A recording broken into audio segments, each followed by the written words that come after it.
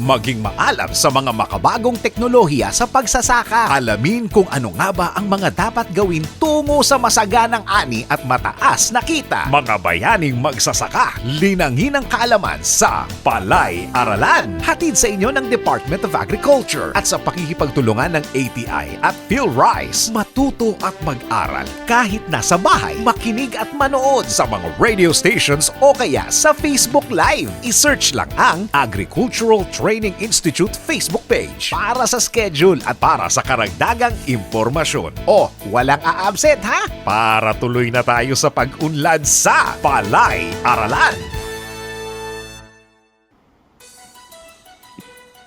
Isang mapagpalayang araw Pilipinas, Diyos marhay na aldaw Bicolandia. Welcome po sa isang namang umatikbo at hitik na hitik sa impormasyong talakayan sa pagsasaka ngayong araw ng Sabado.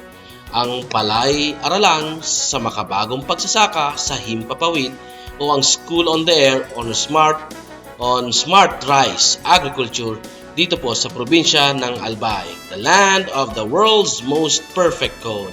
Hatid po sa inyo ng Department of Agriculture sa pakikipagtulungan ng Agricultural Training Institute, ATI, PhilRice, APAW at ng mga lokal na pamahalaan ng 15 munisipyo at 3 syudad dito sa probinsya ng Albay. Ito po ang inyong lingkod, si Kuya Mike. Tayo po ay napapakinggan sa impilan ng mga radyo dito sa Albay, sa unang distrito, DWKN 1 Radio 91.3 News FM, tuwing Sabado at Linggo sa ganap na alas 12 hanggang alauna ng hapon. Sa pangalawang distrito, DCGB 729 kHz tuwing Sabado at Linggo sa ganap na alauna hanggang alas 2 ng hapon. At sa pangatlong distrito naman ay ang DWBC Radyo ng Libon 95.7 Fresh FM tuwing Sabado at Linggo sa ganap na alauna hanggang alas 2 ng hapon. Opo, isang oras tayo magsasama-sama sa araw ng Sabado at Linggo sa loob ng 3 buwan. At sabay-sabay na matututo sa mga makabagong teknolohiya sa pagsasaka o ang Smart Rice Agriculture. Gandang buhay po sa ating 2,000 farmer enrollees at syempre ang kanilang mga SOA coordinators na nanggaling sa 15 munisipyo at 3 siyudad dito po sa lalawigan ng Albay.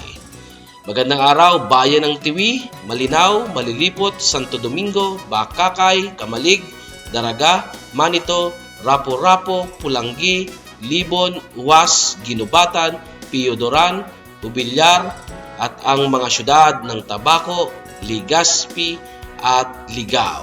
Ngayon pa lang kami po ito sa pusong nagpapasalamat na sa inyong pagsuporta at pagpapahalaga sa mga adhikain ng kagawaran ng pagsasaka. Tayo rin po ay nasusubaybayan via YouTube.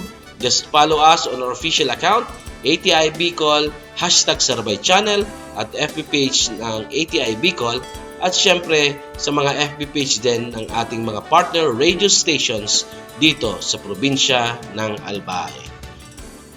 Okay, so ngayong araw po ay uumpisa na po natin ang talakayan sa Palay Check System. Okay, so kaya sama-sama nating pakinggan at panoorin upang matuto sa Smart Rice Agriculture. Palay Check System, pinagsama-samang pamamaraan ng pamamahala ng palay.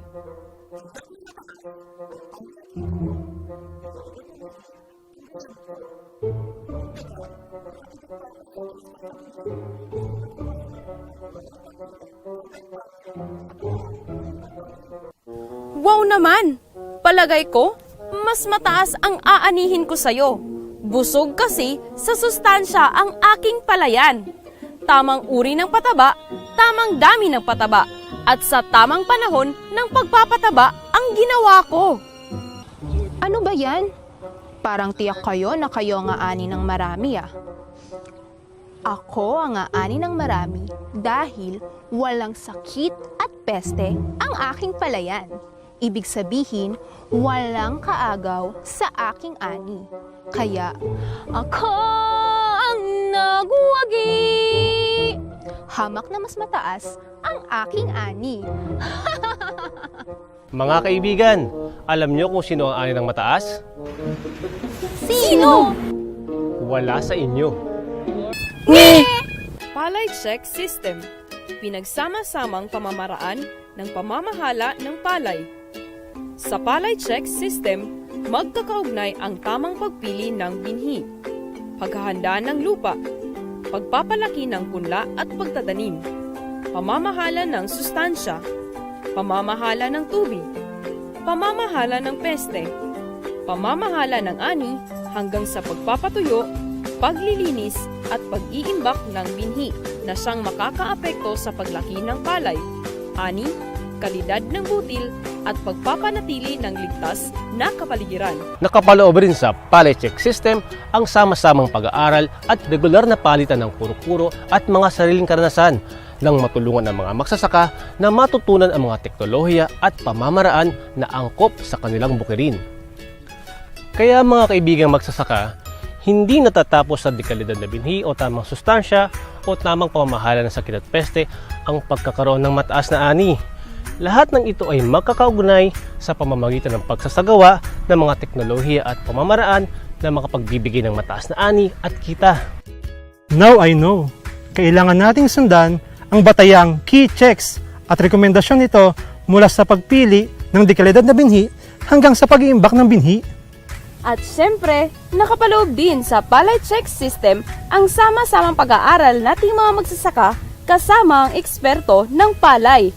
Sa ganitong paraan ay nakakapagpalitan tayo ng mga kuro-kuro at pansariling karanasan nang mas matutunan ang mga teknolohiya at sistema na angkop sa ating lugar. Sa ganitong paraan, tiyak na mataas ang ani at kita, kaya everybody happy!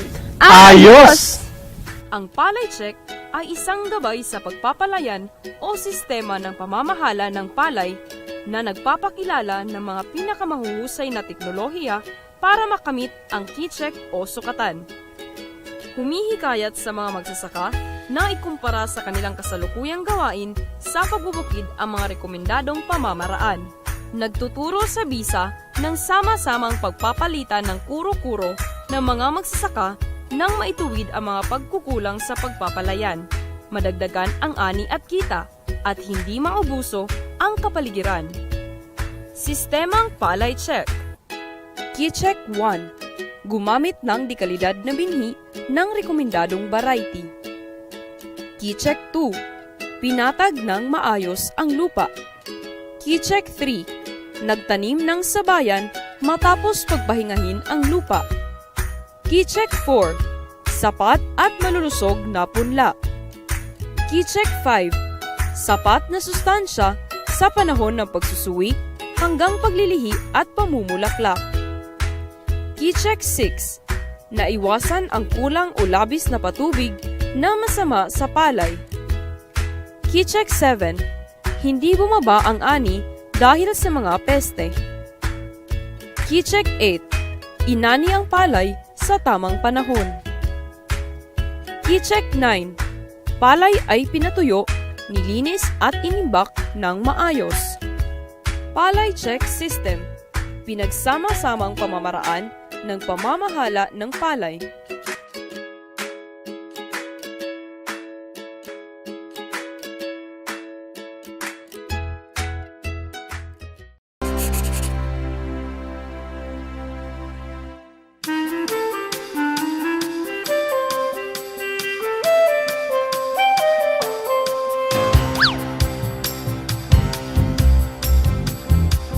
Saan ba ako nagkulang? Bakit ganito ang palay ko? Hindi na nga pantay-pantay. Ang dami pang damo. Paano na to?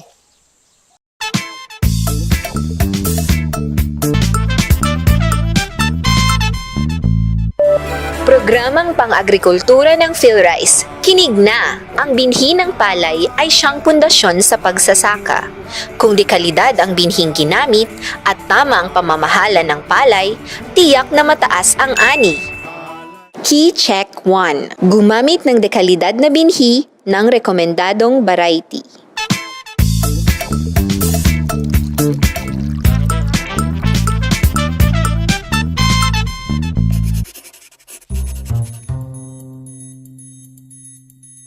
Ayon sa pag-aaral, ang paggamit ng dekalidad na binhi ng recommended varieties ay nakapagbibigay ng 10% na dagdag ani.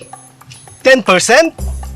Ibig sabihin, yung 100 ani ko kada hektarya, plus 10? Ano ba ang batayan para masabing di kalidad ang binhi? Masasabing dekalidad ang binhi kapag halos puro, mas kakaunti ang kahalong buto, walang makikitang sakit at peste, buo at pare-pareho ang laki ng butil, at may kakayahang tumubo o mabuhay. Paano naman malalaman kung mababa ang kalidad ng binhi? Alam mo, Mitoy, kapag ang binhi ay amoy amag, nangingitim, at iba-iba ang hugis, tiyak mababa ang kalidad nito. Ang dekalidad na binhi ay dapat nasa 12 to 14% ang moisture content nito. 12 to 14% ang moisture content? At dapat wala pang 6 na buwan na naka-stack ang binhi. Brad, mainit na. Lipat na tayo. Saan na nga ba tayo, Mitoy? Dun sa 12 to 14% ang moisture content. Paano yun? Tama. Kapag ang binhi ay natuyong mabuti, mas matagal ang buhay nito sa imbakan. Paano kung lampas sa 14% ang moisture content? Kapag lumampas sa 12 to 14% moisture content, ang binhi ay madaling amagin. Kaya, Mitoy, pag dekalidad ang binhi, mas mataas ang antas ng pagtubo nito. Mas kaunti ang kailangan na butong itatanim. Malusog ang punla at pantay-pantay ang paglaki nito. Ngayon, alam ko na. Napatunayan ko na kapag dekalidad na binhi ang gamit, ay mas madali ang pagtatanim. Tiyak kasi na malusog ang punla, kaya naman matipid sa paghuhulip at iwas atake ng peste at sakit. Tama? Tama! Madali pang makuha ang tamang dami ng punla na itatanim. Tama? Tama! Mas madali rin ang pag-aani. Ayos!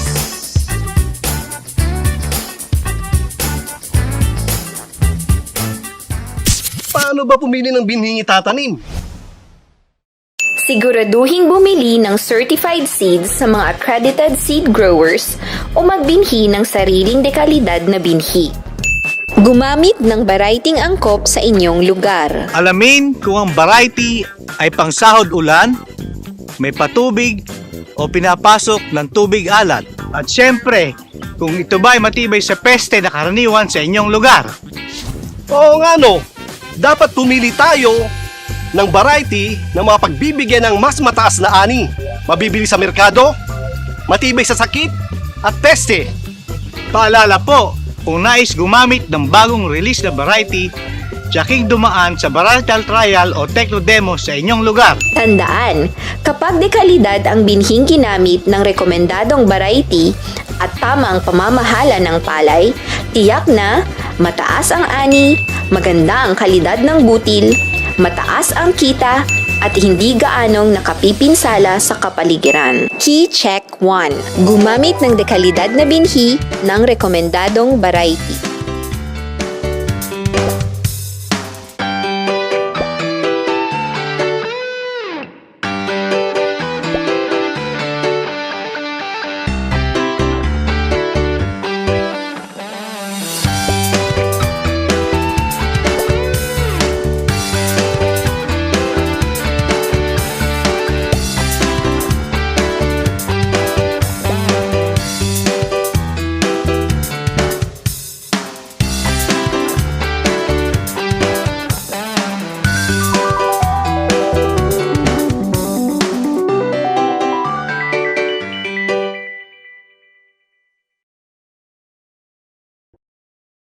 Oh, ang galing. Galing kong sumayaw. Galing kong gumalaw. Galing kong sumayaw. Galing kong gumalaw. Galing kong sumayaw. Bibong gumalaw. Mahal! Parang ang saya-saya naman yata natin ngayon. Nanalo ka ba sa sabong? Ano ba mahal? Take pang nanalo sa sabong. Nakakwentuhan ko kasi kay Sir Aaron ng Philrice. Sabi niya, Siguradong mataas ang ani kapag dekalidad na binhi ang ginamit. Yan na nga ba sinasabi ko eh, dekalidad na binhi. Oo, tinuruan niya pa ako kung paanong pumili ng variety itatanim. Jackpot, di ba? Mabuti kung ganon. Oo siya. Pwede bang ikaw na muna yung maglaba at magplansya kasi may lakad pa kami ni na Maring Bebang. May pabingko si Kapitan. Ang swerte ko talaga sa'yo. Oo nga pala. Bili ka na rin ng suka. Magluto ka na adobo ha, pang tanghalian nyo. Pabili po ng suka.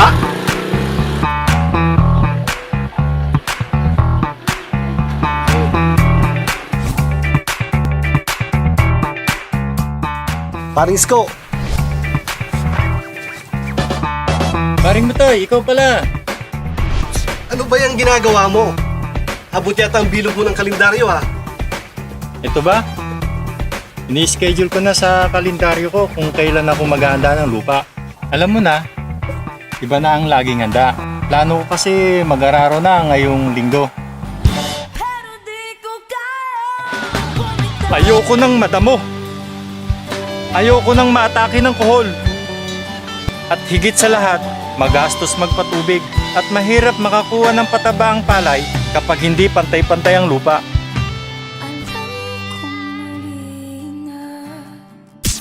Key check 2. Inatag ng maayos ang lupa. Pag-aararo o pagrustilyo. Unang linggo, unang pagsusuyod. Ikalawang linggo, pangalawang pagsusuyod. Tatlong linggo, paglilinang.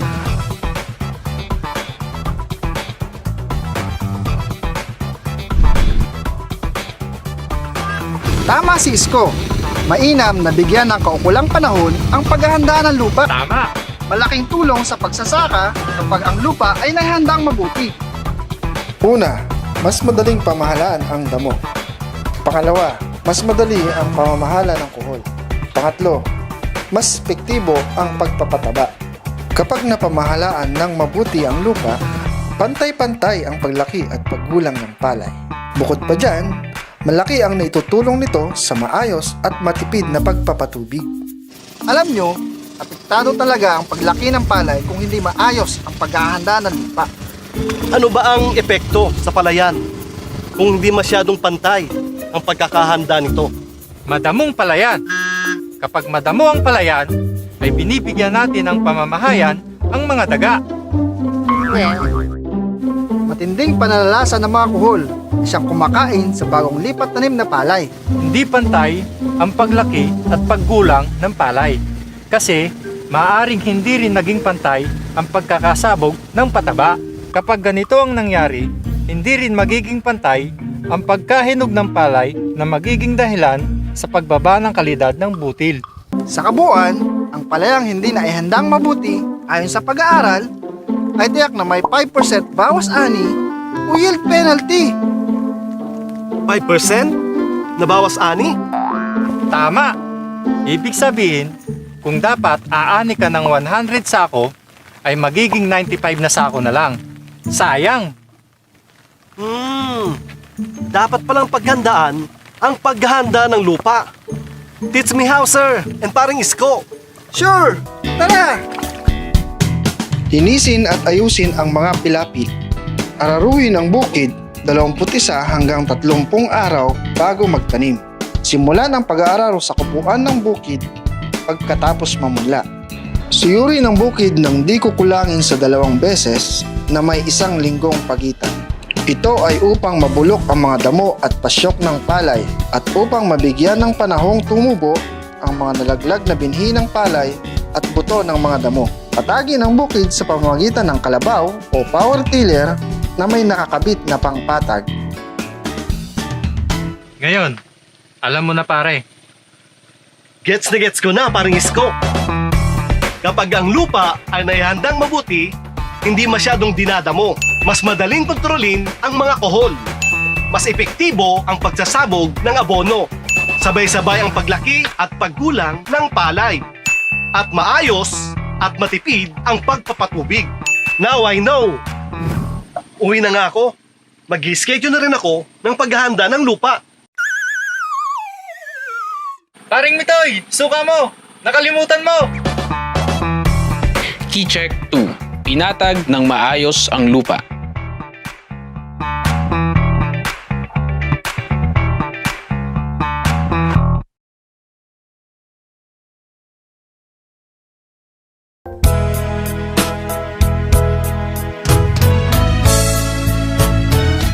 Pagod na ako, Mito. Kailangan ko rin ng pahinga. Unti na akong nauubos! Nahihina na ako. Hindi ko na kaya. Oops! Kala nyo nag-aaway kami mag-asawa. Imahinasyon nyo lang yun. Tungkol kasi sa pagpapahinga ng lupa ang pag-uusapan natin. Kasama na rin ang sabayang pagtatanim. Tara! Samahan nyo ako! Tandang-tanda ko kasi yung pagpapahinga ng lupa at sabayang pagtatanim na tinalakay sa field day ng PhilRice. Keycheck 3. Nagtanim ng sabayan matapos pagpahingahin ang lupa.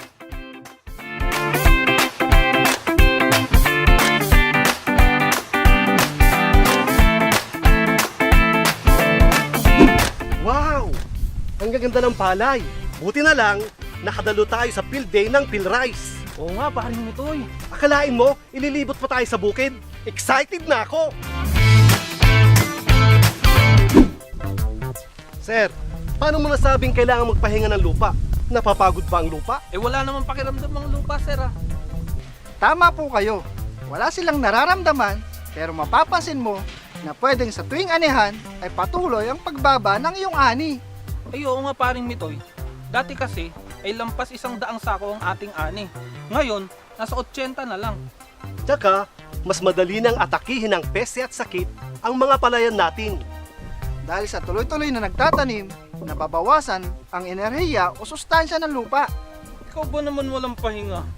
Tama, may kinalaman din ang pagpapahinga ng lupa sa pag-atake ng peste at sakit sa ating palayan. Mitoy! Hindi ako makahinga! Pagpapahinga ng lupa o fallow period. Kapag ang lupa ay nakapahinga, ito ay nakatiwangwang o walang tanim ng hindi bababa sa 30 araw matapos makapag-ani. Benepisyo kapag ang lupa ay naipahinga. Nasusugpo ang pagdami ng pesteng kulisap. Nasisira rin ang mga pinamamahayan ng sakit. Kapag ang lupa ay walang tanim, hindi magkakaroon ng pagkakataon ang mga pesteng kulisap na mabuhay o dumami dahil wala silang makakain at matitirhan hanggang sa susunod na taniman. Dagdag pa dyan, ang mga similya o spores ng sakit mula sa nakaraang tanim ay nababawasan kapag ang lupa ay napahinga. Pinabibilis ang pagkabulok ng mga dayami na magsisilbing pataba. Alam nyo ba, ang 5 toneladang dayami mula sa 5 toneladang palay ay pwede makapagbigay ng 25 hanggang 40 kilong nitrogeno, 3 hanggang 6 na kilong posporo, 60 hanggang 85 kilong potasyo, 2 hanggang 5 kilong sulfur, 2,000 kilong carbon, at 200 hanggang 350 kilong silicon. Ang daming pakinabang, hindi ba? Pero, hep, baliwala rin ang pagpapahinga ng lupa kapag hindi naman sabayan ang pagtatanim. Sabayang pagtatanim? Yan naman na yung gawin natin dito sa barangay. Kasi kapag sinabing sabayang pagtatanim, dapat nakatanim na ang mga magkakatabing bukid 14 na araw bago at 14 na araw pagkatapos na ang karamihan sa lugar ay nakatanim na. Sa simpleng paliwanag, ang sabayang pagtatanim ay matapos ang lahat ng pagtatanim nang hindi lalampas sa 1 buwan sa mga katabing bukid. Mitoy, ano-ano ba ang benepisyo sa bukid kapag sabayan ang pagtatanim?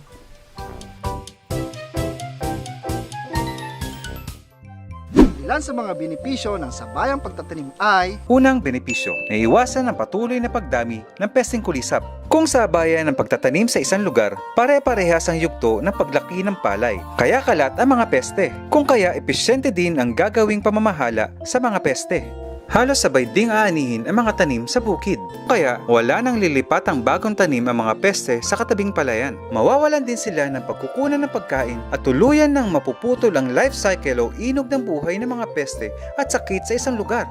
Pangalawang benepisyo, mas epesyente ang paggamit ng patubig. Kapag sabay-sabay nagtanim, parehas ang antas na pangangailangan ng tubig ng bawat karatig bukid. Ibig sabihin, ang tubig na nasa iyong palayan ay hindi lilipat sa katabing palayan. Kaya, hindi mawawaldas ang iyong patubig.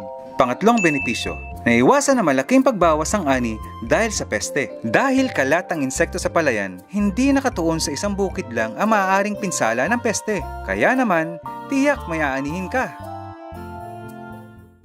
Kaya ang gusto ko, lagi tayong sabay, Susan. Tayo nagkaroon ni Toy. Saan? May meeting tayo sa barangay, no? Para mapagplanuhan ang schedule ng pagtatanim. Dahil kapag ang lupa ay napahinga at sabay ng pagtatanim, Mataas ang ani. Maganda ang kalidad ng butil ng palay. At maliit ang pinsala sa kapaligiran at kalusugan ng tao. ayos! Q-Check 3. Nagtanim ng sabayan matapos pagpahingahin ang lupa.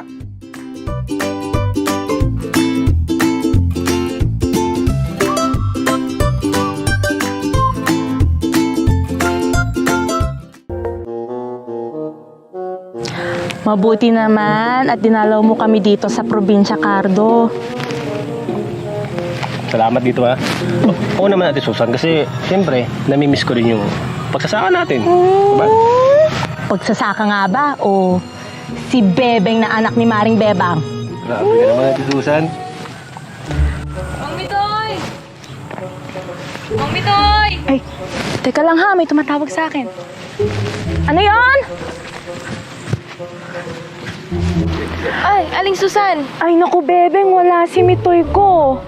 Pinatawag nung paborito kong biyanan sa Sorsogon. Pinapaayos sa kanya yung lupain nila doon. Ano ba yung sa atin, Bebeng? Eh kasi po... Ay, sus. Kasi po, Aling Susan, pinapatanong po ni Itay Daboy kung matutuloy daw po ba yung paghahanda nila ng punla ni Mang Mitoy. Oo nga pala, no? Ay, Cardo, pwede ba ikaw na muna yung humalili kay Mitoy sa paghanda ng lupa? Oo naman Ate Susan yun kung okay lang kay Bebeng na ako muna tutulong sa kanila. Naku, nakakahiya naman. Naku! Okay lang yun. Ikaw pa. Eh, may pinagsamahan naman kayo ni Cardo, di ba? Check 4. May sapat na malulusog na punla. Ang sipag mo naman, Cardo. Pati binhini na Bebeng, binabad mo na rin? Maliit na bagay basta para kay Bebeng, Ate Susan. Binabad ko na ang 40 kilong binhi nila. Sapat na sa 1 hektarya. Grabe ka, kapatid! Pagbababad. Bago ibabad, palutangin ang mga tulyapis o pipis na palay at hugasan ang mga binhi. Sa pagbababad, hatiin sa 2 sako ang 40 kilograms na binhi nang makaalsa ng husto. Talian ang dulo ng sako. Ibabad ng 24 na oras. Palitan ang tubig tuwing 12 oras kung ang pagbababaran ay hindi tuloy-tuloy ang agos. Bago kulubin, hugasan muli ang binhi. Pagkulob. Kulubin ang binhi ng 24 na oras hanggang 36 na oras sa nahahanginang lugar kung tag-ulan, 24 na oras hanggang 48 oras kung tag-araw. Pagpunla. Ipunla kapag bahagyang sumibol na ang karamihan ng mga binhi. Pahanginan ang binhi bago ipunla upang madali at pantay-pantay ang pagsabog nito. Bebeng, kailangan mong mamili. Saan ka ba mas masaya? Nalilito ako, Cardo. Ang sabi kasi ni Itay Daboy, kapag kulang sa manananim, ay sabog tanim ang paraan na gagamitin. Pero nakausap ko na naman si Jay. May sapat naman na tao para lipat tanim ang gagamitin na paraan. Kaya, lipat tanim na lang. Tatanong lang kung kani-kanino pa. May sinasabi ka, Cardo? Wala. Eh, yun naman pala. Sige, di bale. Tutulungan kayo maghanda ng punlaan. Tips sa paghahanda ng punlaan. Gawin ang kamang punla 1 araw bago mamunla. Piliin ang lugar na una, madaling puntahan, patuyuan at patubigan. Pangalawa, malayo sa ilaw para hindi puntahan ng mga kulisap sa gabi. Pangatlo, hindi nalililiman. Pang-apat, hindi tinamaan ng sakit noong nakaraang taniman. At pang-lima, mataba ang lupa. Isang linggo bago ang pagsasabog, maghanda ng 400 metro kwadrado na lugar para sa kamang punlaan. Itaas ang kamang punlaan ng 5 sentimetro at patagin ng pantay ang pagtubo. Maglaan ng 40 sentimetrong kanal sa daluyan ng tubig. Maglagay ng 4 na sakong organikong pataba upang maging buhaghag ang lupa at mapadali ang pagbunot ng punla.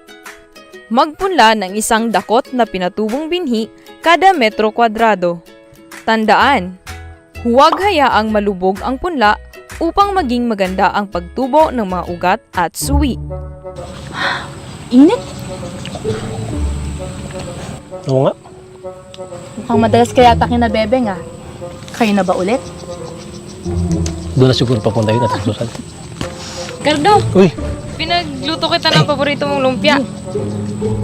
Paborito nga ni Cardo yan. Basta, galing sa'yo. ikaw talaga ating Susan, puro ka nalang biro eh. Bebeng, salamat dito ah. Tsaka, nga pala, pwede bang tayo na? Huh? Eh, ibig nga sabihin eh, pwede bang tayo nang maglipat tanim dun sa bukid ninyo? Paglilipat tanim. Maaari nang maglipat tanim ang punla na may gulang na 18 hanggang 21 araw.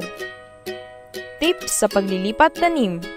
Gamitin ang tuwid o straight row planting upang masiguro ang hustong dami ng punlang itatanim at mapadali ang pag-aabono, pagdadamo at pagkilala sa mga halo.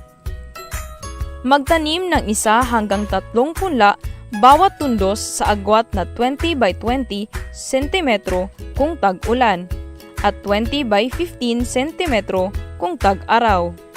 Maghulip sa loob ng 7 araw pagkalipat tanim upang sabay-sabay ang paglaki at pagkahinog ng butil. Paalala, huwag gupitan ang mga dahon ng punla. Ito ay maaaring pasukan ng mga organismong nagdadala ng sakit. Sana nga malulusog ang mga punla.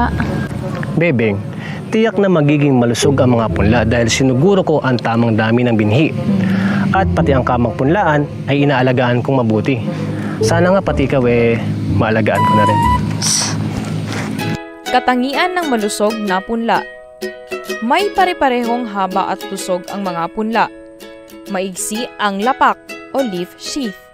May mahahaba at makapal na ugat. Walang sakit. Kapag malusog ang punla, mas nakakakuha ng sapat na init ng araw at sustansya ang lupa kaya mas madami ang nabubuhay at madaling makabawi mula sa transplanting shock. Nakapagbibigay ng sapat na malulusog na suwi na may malalaking uhay at nakapagbibigay ng mas mataas na ani. Nang masigurong may malulusog na punla, ipinapayong tama ang dami ng binhing gagamitin. Sapat ng 40 kilo kada ektarya. May maayos na kamang punlaan. Tama ang dami at agwat ng punlang gagamitin at siguraduhin mga paghulip sa mga hindi nabuhay na tundos. Kapag malusog ang punla, tiyak na mataas ang ani. maganda ang kalidad ng butil. At mas malit ang pinsala sa kapaligiran. Key check 4. May sapat na malulusog na punla.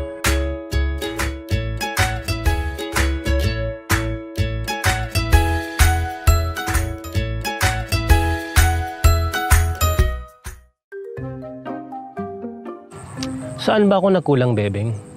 Ibinigay ko na nga lahat. Sinobrahan ko pa. Bakit may problema pa rin tayo? Yun na nga, Cardo. Sobra-sobra kasi ang binigay mo. Tingnan mo tuloy ang nangyari. Ang palayang sobra sa pataba, tulad ng nitroheno, ay maaaring tamaan ng sakit na blast, sheath blight, sheath rot, bacterial leaf streak, at bacterial leaf blight. Bukod sa sakit, maaari ring manalasa ang mga pesteng insektong aksip, berdeng ngusong kabayo o GLH, at kayumangging ngusong kabayo o BPH. Natuto na ako. Mabuti na lang at naka-attend ako sa mga seminars ng PhilRice sa pagsasaka. Nakakakuha na rin ako ng impormasyon sa pagsasaka gamit ang cellphone, radyo at internet.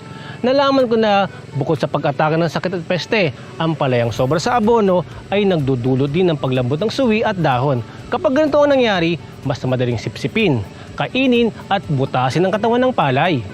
Pahirap na sa palay, pahirap din sa magsasaka. Dapat pala, pinag-diet mo na lang sa pataba ang palayan. Kuya Enteng, kapag kulang naman sa pataba ang inilagay, ay malaking problema rin. Enteng, naalala mo ba dati, nung sobrang pagtitipid naman sa abono, ang ginawa niyo namang daboy? Maan naman ang sakit na brown spot. Kapag kulang sa sustansya ang palay, bumabagal ang paglaki ng mga punla, di gaanong nagsusuwi at magaan ang timbang ng mga butil. Kaya dapat sapat ang sustansya mula sa panahon ng pagsusuwi hanggang sa paglilihi at pamumulaklak. Key-check 5. Sapat na sustansya sa panahon ng pagsusuwi hanggang paglilihi at pamumulaklak. Paano ko ba malalaman kung busog o gutom ang palay? Hindi naman sila nagsasalita. Huwag kang mag-alala, Enteng. May mga tips sa tamang pamamahala ng sustansya sa palay.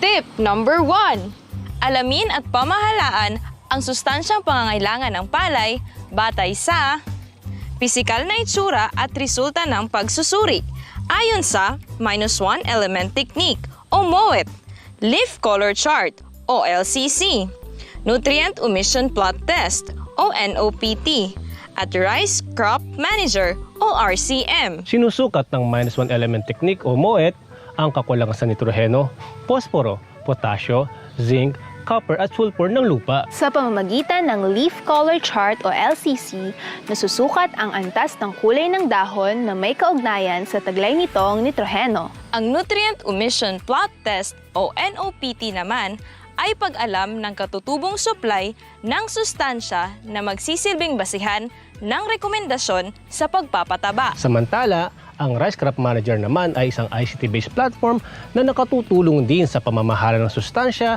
at iba pang teknolohiya sa pagpapalay. Tip number 2. Alamin ang tamang element, amount, at timing sa paglalagay ng pataba. Sa tamang element o klase ng abono ay mas makatitipid sa gastos dahil hindi nasasayang ang patabang inilalagay sa palay. Mas madali rin makakamit ang tinatarget na ani. Kapag tama ang amount o dami ng patabang ilalagay, tiyak na hindi madaling atakihin ng sakit o pesting insekto ang palayan. Sa tamang timing naman o panahon ng paglalagay ng pataba, tiyak na mapapakinabangan ng palay ang sustansyang ilalagay. Kaya naman, laking tipid din sa gastos. Pangako, Bebeng, sisiguraduhin kung hindi labis o kulang ang ipapakain ko sa ating pamilya. Dun sa magiging palayan natin. Sapat dapat. Susundin at aalamin ko ang pangangailangan ng palay batay sa pisikal na itsura. Gagamit din ako ng MOET, LCC, NOPT at RCM. Isa sa puso ko na rin ang Eat Right. Right element, amount at timing sa paglalagay ng abono. Pangako yan, Cardo, ha? Ano mo? Mamaya na muna yung sweetness nyo. Bakit? Nagkabalikan na ba kayo? Tandaan natin na Gumamit ng tamang element o klase ng abono sa ating palayan. Kailangang tamang amount o dami ang ilalagay na abono. At syempre, sa tamang timing o panahon ang paglalagay ng abono. Kaya naman, kapag sapat ang sustansya ng palay, mas malaki ang tsansa ng mataas na ani at kita. Makakalikasan pa. Kapag ito ay nasunod, tiyak na mapapakinabangan ng palay ang ilalagay na sustansya sa panahon ng pagsusuhi hanggang sa maagang paglilihi at pamumulaklak ng palay. Mas madami rin ang magiging suwi, uhay at butil ng palay. Mas makakatipid rin sa gastos at tiyak na mapapakinabangan ng palay ang sustansyang ilalagay. iwas polusyon pa sa kapaligiran. Key-check 5. Sapat na sustansya sa panahon ng pagsusuwi hanggang paglilihi at pamumulaklak.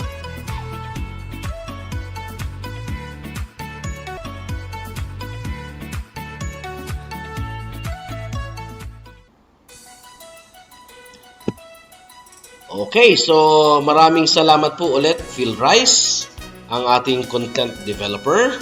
Ayan, mga farmer enrollees, ating natunghayan ang mga aralin na may kinalaman sa ating palay check system. So bukas po, ipagpapatuloy po natin yan. Okay? So napakabilis po talaga ng oras. Maraming salamat sa DA, Phil Rice at ATI Bicol, sa aming Center Director, Ma'am Elsa, at sa aming Section Chief, Ma'am Prime. Maraming salamat po mga ating kaugnay sa pagsubaybay, pakikinig at panonood. So, same time po tayo, same station, sa iba't ibang distrito, sa probinsya ng Albay. Okay? Sa bukas po yun ha. So, nakasama po natin sa technical side, si Kuya Chan at si Ate Joy Dean. At ito po ang inyong lingkod, si Kuya Mike, na nag-iiwan ng isang masaganang ani, mataas na kita mga kaugnay. Stay safe and be smart in agriculture. Diyos mabalos po. Oh, ayan, may bago ka ng alam. Lahat yan natutunan sa Palay Aralan. Maging handa sa anumang hamon ng panahon, kaya't ibahagi na ang mga natutunan. Pero mas maganda, imbitahan mo na sila sa susunod na enrollment para magkasama na kayo. Hatid sa inyo ng DA at sa pakikipagtulungan ng ATI at Phil Rice. Tandaan, maging matalinong magsasaka sa Palay Aralan.